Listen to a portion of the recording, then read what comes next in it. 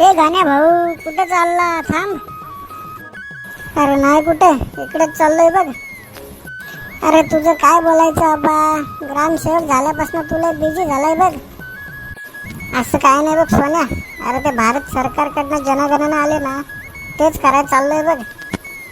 आपल्या गावातलं तर झालंय करून, वाडीवर तर राहिलंय बघ, तिकडेच चाललोय आता. हे चल मग गाण्या भाऊ, मी पण येतो तुझ्यासोबत. असं पण कंटाळा चालू एकट्याला बसून. ठीक आहे, चल मग. नमस्कार दादा, मी भारत सरकारकडनं आलोय जनगणनेसाठी. हो का, बोला सर, काय माहिती पाहिजे? हां, तर तुमच्या घरी कोण कोण असतो? आई वडील आहेत का? नाही, ते दोघे पण नाही आहेत. हो, सॉरी, माफ करा. किती वर्ष झालीत त्यांना मरून? हो, काय बोलताय, ते जिवंत आहेत, बाजारात गेलेत. आजोबा आहेत का? नाहीत.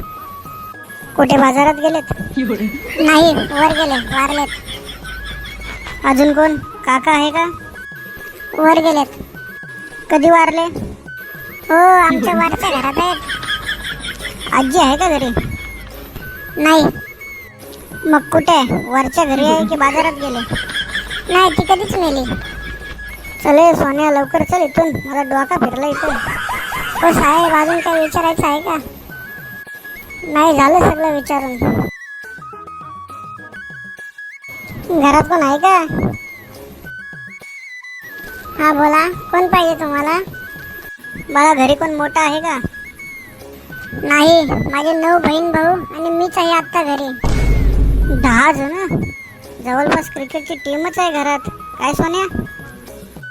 अरे तू समजवायचं ना त्यांना, सरकारचा नियम आहे, हम दो हमारे दो. कसं समजवणार? मीच सगळ्यात लहान आहे, 10 नंबर. आत्ता आई वडील कुठे गेलेत तुझे?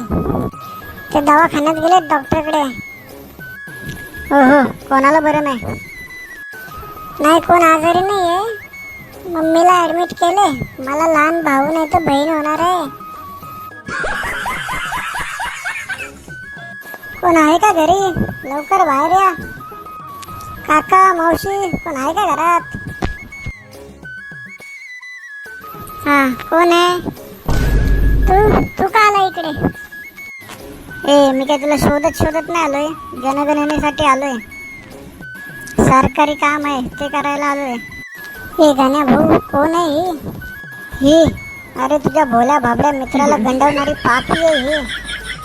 हो का, असू दे, तुझं काम कर आणि निघ इथून. घेतो सोन्या, लिहून घे, मी सांगतो ते लिही. घराला कौले आहेत की पत्र आहे? कौलारू घर आहे. घर घालायला लागला का त्या घराला पातेली लावत असेल. माझ्याशी लग्न केलं असतं ना, स्लॅबचं घर आहे, डब्बलचं. तो पण घराला लादी आहे का? नाही, जमीन आहे. वार, तेव्हा काय थोडीशी धूल लागली का शी करायचीस. आता काय कोपऱ्यापर्यंत शेणान हात भरेपर्यंत सारवत असशील. आमच्या काय घराला फुल लादी आहे. घरात गाडी आहे का? नाही, गाडी नाही आमच्याकडे. साधी गाडी नाही तुमच्याकडे? माझ्याकडे बघ, BMW. त्या तिकडच्या झाडाखाली लावले.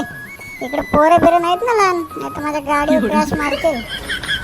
माझ्याशी लग्न केलं असतं ना, राणीसारखी ठेवली असते तुला, राणीसारखी. गाडी बंगला असून काय फायदा तुझ्याकडे? तुला कोण पोरगीच देत नाही. असू दे.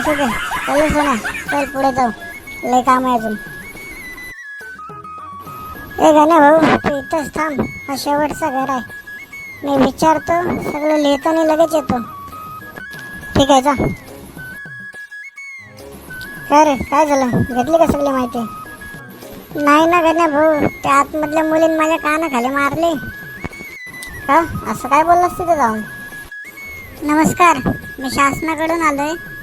ते सरकारी जनगणना करायची होती, त्यासाठी तुमची माहिती हवी होती.